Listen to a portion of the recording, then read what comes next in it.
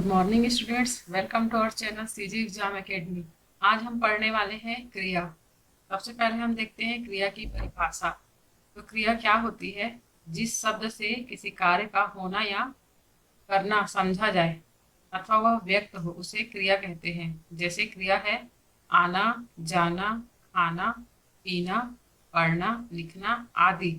अब क्रिया है, क्रिया की उत्पत्ति कहाँ से हुई है? तो सबसे पहले हम देखते हैं कि क्रिया धातु। क्रिया के मूल रूप को धातु कहते हैं, अर्थात इस मूल शब्द में विकार होने से क्रिया बनती है, उसे धातु कहते हैं। तो धातु से ही क्या होता है? क्रियापद का निर्माण होता है। तो इम्पोर्टेंट यहाँ पे ये है कि अगर पूछता है कि क्रियापद का निर्माण किससे होता है, तो धातु से होता है। इसलिए क्रिया के सभी रूपों में धातु उपस्थित रहती है। जैसे इसमें उदाहरण दिया है, वह पढ़ना चाहता है। इसमें पढ़ना शब्द किस धातु से बना है? तो पढ़। यहाँ पढ़ना क्या हो गया? क्रिया।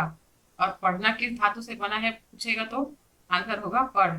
अब इसमें दिया है कि धातु के भेद। धातु दो टाइप के होते हैं, पहला है मूल धातु और दूसरा है यौगिक धातु। पहला है मूल धातु। मूल धातु यह स्वतंत्र होती है तथा किसी अन्य शब्द पर निर्भर नहीं होती। मतलब इसका उपयोग स्वतंत्र रूप से किया जाता है, अन्य शब्द पे निर्भर नहीं होती।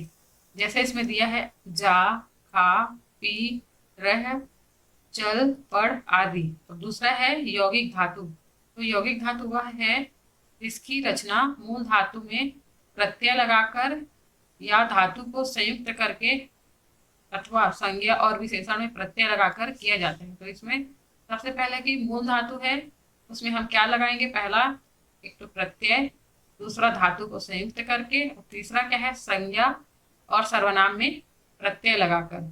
इसका उदाहरण दिया है जाना, खाना, पीना, रहना, चलना, पढ़ना। इससे पहले हमने देखा था कि मूल धातु। तो मूल धातु का उदाहरण जैसे दिया है जा, यह है मूल धातु। अगर इसी का यौगिक धातु बनाते हैं तो यह बन जाता है जाना। खा, ये मूल धातु, ये हो जाएगा खाना। तो इसी प्रकार से मूल धातु और यौगिक धातु।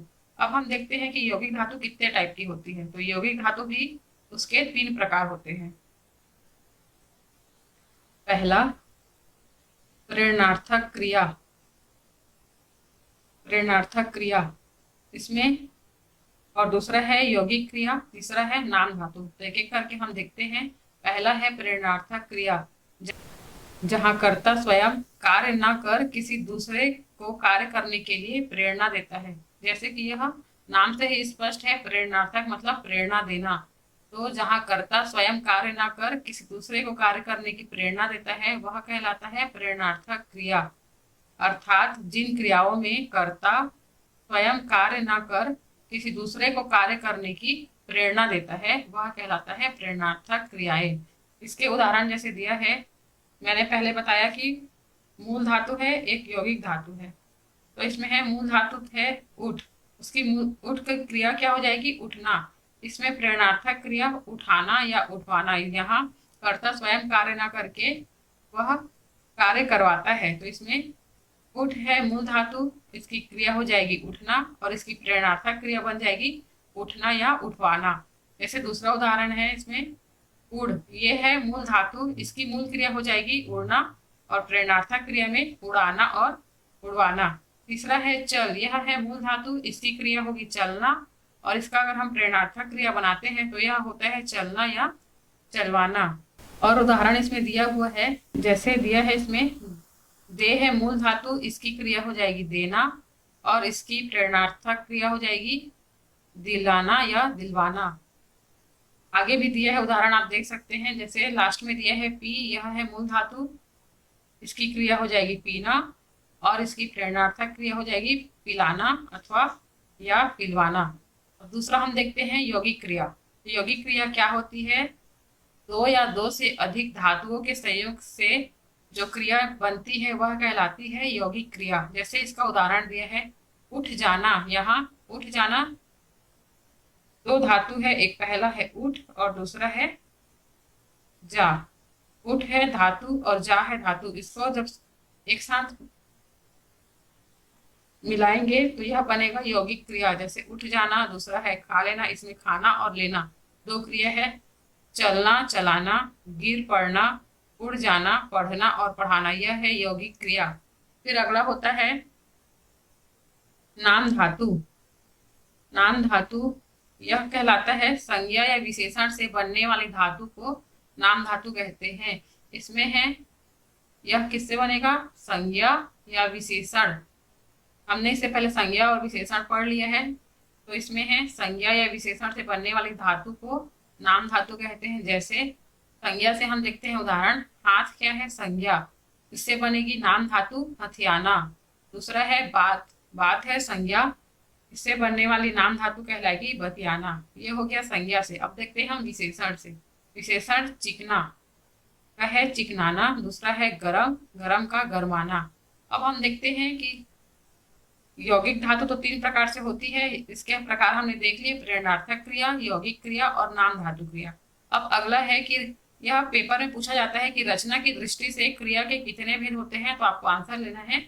रचना की दृष्टि से क्रिया के दो भेद होते हैं। पहला है सकर्मक क्रिया और दूसरा है अकर्मक क्रिया।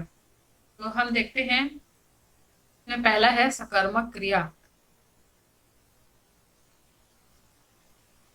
सकर्मक क्रिया, सकर्मक क्रिया क्या होती है? जिस क्रिया का फल कर्म पर पड़ता है, क्रिया का फल किसमें पड़ेगा? कर्म पर पड़ता है, तथा जिसके प्रयोग में कर्म की अनिवार्यता बनी रहती है, उसे सकर्मक क्रिया कहते हैं। मतलब सकर्मक क्रिया में एक तो क्रिया का फल किस पे पड़ेगा? कर्म पे पड़ेगा पहला, और दूसरा इसमें है जिसके क्रिया, इसके प्रयोग में कर्म की अनिवार्यता बनी रहती है, अर्थात इसमें कर्म उपस्थित होगा ही, बिना कर्म के क्रिया नहीं हो सकती। यह है सकर्मक क्रिया। और दिया है इसमें क्रिया का फल कर्ता पर नहीं पड़ता, बल्कि किसमें पड़ता है? कर्म पर पड़ता है। तो सबसे पहले सकर्मक क्रिया में क्या, सकर्मक क्रिया में देखते हैं हम क्या होना चाहिए। तो पहला कर्म उपस्थित होना चाहिए, यह है उसकी अनिवार्य शर्त है कि कर्म उपस्थित रहेगा। जैसे इसमें उदाहरण दिया है, राहुल पत्र लिख रहा है, तो इसमें उदाहरण में राहुल, इसकी पहचानने का तरीका क्या है? इसमें प्रश्न पूछकर भी पहचाना जा सकता है कि राहुल क्या लिख रहा है, तो हमें उदाहरण उत्तर उसका मिल रहा है कि राहुल क्या लिख रहा है? पत्र लिख रहा है। और दूसरा है राहुल डायरी लिख रहा है। इस उदाहरण में पत्र या डायरी कर्म है, वह लिखना क्रिया का, और लिखना क्या है? लिखना क्रिया रूप का फल किस पर पड़ रहा है? कर्म पड़ रहा है, कर्म पर पड़ रहा है, अतः यह क्या है? सकर्मक क्रिया है। जैसे इसमें लिखा है, हम यहाँ लिखेंगे जैसे कि राहुल लिख रहा है, तो हमें प्रश्न का उत्तर मिल रहा है कि राहुल क्या लिख रहा है? नहीं, तो इसलिए यह हो जाएगी अकर्मक क्रिया। अकर्मक क्रिया। सबसे पहले देखेंगे सकर्मक क्रिया में यही है कि कर्म उपस्थित होना चाहिए। इसका पहला है कि जब तक कर्म उपस्थित नहीं होगा वह सकर्मक क्रिया नहीं हो सकती, इसलिए यह इंपॉर्टेंट है कि इसमें कर्म उपस्थित होना चाहिए। अब दूसरा, जैसे हमने दूसरा उदाहरण देखा था कि राहुल लिख रहा है, क्या लिख रहा है? यहाँ कर्म उपस्थित नहीं है, प्रश्न पूछकर देखना है कि राहुल क्या लिख रहा है, उसका उत्तर हमें नहीं मिला, इसलिए यह है सकर्मक क्रिया। अब दूसरा है अकर्मक क्रिया। अकर्मक क्रिया क्या है? जब क्रिया का फल कर्ता में निहित रहता है तब उसे अकर्मक क्रिया कहते हैं। इसमें क्या होता है? कर्म उपस्थित नहीं होता। दूसरे शब्दों में अकर्मक क्रिया में किसी कर्म की आवश्यकता नहीं होती, अर्थात इसमें कर्म उपस्थित नहीं है, नहीं होता। जैसे इसमें उदाहरण दिया है कि गायिका हंसती है, दूसरा है पुजारी आता है, तीसरा वह डॉक्टर बनेगा, चौथा नदी बहती है। इन उदाहरण में कोई कर्म नहीं हुए, बल्कि यह एक क्या है? स्थिति को दर्शा रहा है, और उसका फल किस पे पड़ रहा है? कर्ता। यहाँ कर्ता में कौन कौन है? गायिका, पुजारी, वह, नदी, यह क्या है? कर्ता। इसमें प्रश्न जैसे हम पूछेंगे कि गायिका हंसती है, तो गायिका क्यों हंसती है, तो हमें उसका रीजन नहीं मालूम कि क्यों हंसती है, मतलब यहाँ कर्म उपस्थित नहीं है, इसलिए यह हो गया अकर्मक क्रिया। अकर्मक क्रिया को पहचानने का तरीका, उसको पहचानने का तरीका है, पहला, इसकी पहचान की प्रश्न किया जाए। अगर पहला है प्रश्न किया जाए, तो प्रश्न किससे किससे करेंगे, तो एक होता है क्या, दूसरा हो गया किसको, और तीसरा हो गया कहाँ। अगर इसका हमें उत्तर मिलता है तो यह हो गया सकर्मक क्रिया, अगर इसका आंसर हमें नहीं मिलता तो यह है अकर्मक क्रिया। तो इसमें पहचानने का तरीका यही है कि प्रश्न पूछकर, और दूसरा होता है, दूसरा पहचानने का तरीका होता है कारक चिन्ह। कारक चिन्ह,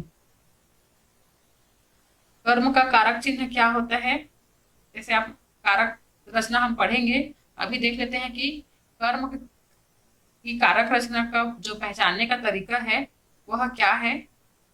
को अब आगे देखते हैं हम, एक और यह है, क्रिया के और भी कुछ भेद होते हैं, जैसे इसमें दिया हुआ है पहला सहायक क्रिया, यह एग्जाम में नहीं पूछा जाता, फिर भी वर्ब रीड कर लेते हैं। सहायक क्रिया, इसको बोलते हैं हेल्पिंग वर्ब। सहायक क्रिया मुख्य क्रिया के साथ प्रयुक्त होकर वाक्य को पूर्ण करने व अर्थ को स्पष्ट करने में सहायक होता है। यह क्या करता है कि मुख्य क्रिया के साथ प्रयुक्त होता है और वाक्य को क्या करता है, पूर्ण करने में सहायक होता है। जैसे उदाहरण दिया है कि वह घर जा रहा है, इस उदाहरण में जो है दिया है वह कहलाएगा सहायक क्रिया, जो मुख्य क्रिया जाना के साथ मिलकर वाक्य को पूर्ण करता है और उसका अर्थ को स्पष्ट कर रहे हैं। जैसे यहाँ पे यह बोल देता कि वह घर जा रहा, तो यह इंपॉर्टेंट है उस वाक्य को पूर्ण करने के लिए। दूसरा है वह घर जा रहा था, इस उदाहरण में था क्या है, सहायक क्रिया, जो मुख्य क्रिया जाना के साथ मिलकर वाक्य को पूर्ण करता है और उसके अर्थ को स्पष्ट करता है। जो ऊपर में दो दो वाक्य दिए हुए हैं, उसमें एक वर्तमान काल को व्यक्त करता है जबकि दूसरा भूतकाल को।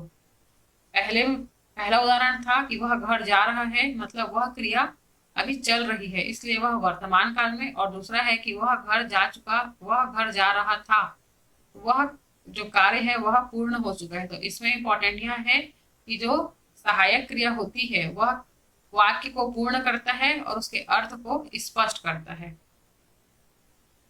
अब दूसरा है इसमें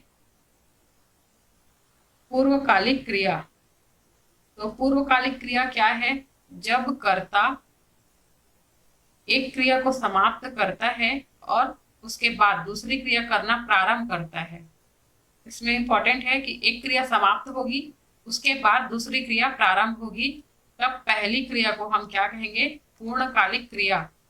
तो पूर्णकालिक क्रिया का इंपॉर्टेंट यह है कि कर्ता एक क्रिया को समाप्त करेगा और दूसरा क्रिया को प्रारंभ करेगा। तो जो पहली जो क्रिया पूर्ण हो चुकी है वह कहलाती है पूर्णकालिक क्रिया। जैसे इसमें उदाहरण दिया है, राम खाना खाने के बाद सोने के लिए चला गया, इसमें खाना खाना पूर्णकालिक क्रिया है क्योंकि यह क्रिया पहले से पूर्ण हो गई है। यह कहलाएगी खाना खाना पूर्णकालिक क्रिया। उसे करने के बाद उसने दूसरी क्रिया तब सोना प्रारंभ किया, मतलब पहला हो गया पूर्णकालिक क्रिया। तो इसमें अगर आपको एग्जाम में पूछता है कि राम खाना खाने के बाद सोने चले गया, इस वाक्य में पूर्णकालिक क्रिया क्या है, तो हमें उत्तर इसका लेना है खाना खाना।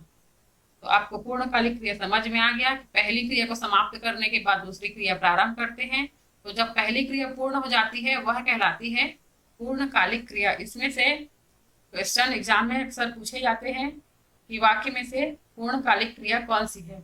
अब होता है तीसरा नामबोधक क्रिया। नामबोधक क्रिया क्या है, यह किस संज्ञा अथवा विशेषण के साथ क्रिया जोड़ने से नामबोधक क्रिया बनता है। जैसे हम देखते हैं संज्ञा, लाठी क्या है, संज्ञा, ये क्या है, वस्तु, क्रिया है मारना, तो इसको जोड़ के नाम बनेगी जो नई क्रिया वह कहलाती है नामबोधक क्रिया, जैसे है लाठी मारना। दूसरा है इसमें रक्त, यह है संज्ञा, इसकी क्रिया है खोलना, रक्त खोलना। यह हो गया संज्ञा से नामबोधक क्रिया। अब दूसरा हम देखते हैं कि विशेषण से। तो विशेषण क्या है? दुखी। इसमें क्रिया है होना, तो इसमें नामबोधक नया क्रिया बनेगा दुखी होना। अब क्रिया है दूसरा पीला। यह है विशेषण, उसकी विशेषता बता रहे हैं। और क्रिया है इसमें पढ़ना, तो ये नामबोधक क्रिया बनेगा पीला पढ़ना। अब इसमें चौथा प्रकार दिया हुआ है द्विकर्मक क्रिया। तो द्विकर्मक क्रिया की परिभाषा, जिस क्रिया में दो कर्म होते हैं, इंपॉर्टेंट यहाँ है, इसमें क्या होगा? दो कर्म होगा, वह कहलाता है द्विकर्मक क्रिया। जैसे राम ने विद्यार्थियों को हिंदी पढ़ाई, तो इसमें दो कर्म दिया है। मैंने आपको पहले बताया था पहचानने का तरीका, कारक चिन्ह एक तो हमें दिख गया कि एक विद्यार्थियों को यह एक कर्म है, और दूसरा पढ़ाना, क्या पढ़ा रहे हैं वह। इसका हमें जैसे प्रश्न पूछते हैं कि राम ने विद्यार्थियों को क्या पढ़ाया, तो इसका उत्तर हमें मिल रहा है कि वह क्या पढ़ाया? हिंदी पढ़ाया। तो पहचानने के दो तरीके थे कर्मक क्रिया में, मैंने बताया था, एक तो कारक चिन्ह को देख के और एक प्रश्न को पूछ के। तो इसमें दोनों के उत्तर हमें मिल रहे हैं, इसलिए इसमें दो कर्म है, तो यह हो गया द्विकर्मक क्रिया। तो इसमें हम यह डिसाइड कैसे करेंगे कि पहली क्रिया कौन सी है और दूसरी क्रिया कौन सी है। तो द्विकर्मक क्रिया में पहचानने का तरीका होता है कि यह क्रिया से स्टार्ट करते हैं। तो इसमें क्रिया क्या है? पढ़ाना। तो यह इस साइड से स्टार्ट होता है, लेफ्ट साइड से क्रिया से। तो इसमें पहला है पढ़ाना, पहला है क्या पढ़ाया? तो हिंदी। तो पहली कर्म हो गई हिंदी और दूसरा हो गया विद्यार्थी। अब जिसमें दूसरा उदाहरण जैसे दिया है कि भीम ने दुर्योधन को गदा से मारा, तो सबसे पहले इसमें पहचानने का तरीका कारक चिन्ह यह है को, और इसका हमें प्रश्न जैसे हम पूछेंगे कि भीम ने दुर्योधन को किससे मारा, तो इसका उत्तर हमें मिल रहा है कि गदा से मारा। तो इसमें भी दो कर्म है, पहला है दुर्योधन और दूसरा है गदा। तो इसमें हम पहचानेंगे कि पहली क्रिया कौन सी है, सॉरी पहला कर्म कौन सा है। तो हम स्टार्ट करते हैं क्रिया से। तो क्रिया क्या है? यहाँ पे मारना, इधर से लेफ्ट से ये स्टार्ट होगा। तो पहला हो गया ये क्रिया गदा और दूसरा हो गया दुर्योधन। तो ये ही दो कर्म। तो इस नाम से स्पष्ट है द्विकर्मक क्रिया मतलब दो कर्म होंगे। ये पहचानने का तरीका मैंने आपको बता दिया। अब है अगला संयुक्त क्रिया। इसका दिया है कि जब कोई क्रिया दो क्रियाओं के संयोग से बनती है तो उसे संयुक्त क्रिया कहते हैं। इसमें दो क्रिया एक साथ होगी और बीच में उसके लिए ये डेश का चिन्ह लगा होता है उसमें। तो पहला जैसे दिया है उदाहरण, वह खेल कूद रही थी। यहाँ दो क्रिया है, एक तो खेलना और दूसरा है कूदना। खेलना और कूदना दो क्रियाएं हैं जो क्या है? आपस में इस चिन्ह के माध्यम से जुड़ गई है। अतः खेल कूद क्या हुआ? संयुक्त क्रिया। और इसमें दूसरा उदाहरण जैसे दिया है, दूसरा उदाहरण दिया है तुम आते जाते रहना। यहाँ पे आना और जाना, ये आते जाते, आना एक क्रिया है और जाना एक क्रिया है। दोनों जब क्रियाएं आपस में जुड़ गई, इसके माध्यम से, इस चिन्ह के माध्यम से, आते जाते, यह है संयुक्त क्रिया। और छठवां दिया है क्रियार्थक संज्ञा। तो ये है जब कोई क्रिया संज्ञा की भांति व्यवहार में आती है तो उसे क्रियार्थक संज्ञा कहते हैं। जैसे इसमें उदाहरण दिया है कि पैदल चलना स्वास्थ्य के लिए लाभदायक होता है। तो इसमें बता रहे हैं कि पैदल चलना, इसका प्रयोग किसके रूप में हुआ है? संज्ञा के रूप में हुआ है, अतः वह क्या है? क्रियार्थक संज्ञा। दूसरा है कि बैठे रहने से कार्य नहीं बनता। यहाँ बैठे रहना का उपयोग किसके रूप में हुआ है? संज्ञा के रूप में हुआ है, अतः वह क्रियार्थक क्रिया है। तो आज के इस वीडियो में इतना ही। अगला हम टॉपिक देखेंगे